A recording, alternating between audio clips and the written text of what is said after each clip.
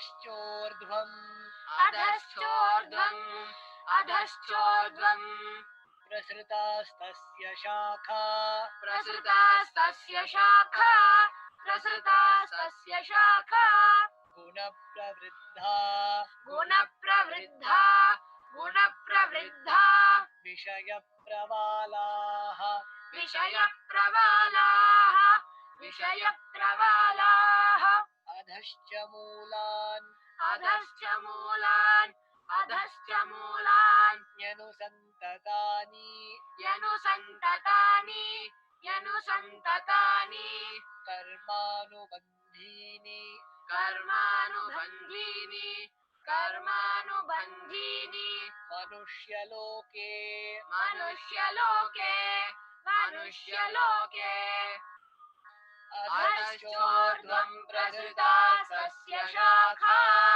गुणप्रवृद्धा विषयप्रवालाः अधश्च मूलान्यनुसन्ददानि कर्मानुबन्धीनि मनुष्यलोके. The branches of this tree extend below and above the earth, nourished by the three human attributes, gunas. Its buds are the sense objects. This tree also has roots going down, and these are the bounds to the resultant action of humans.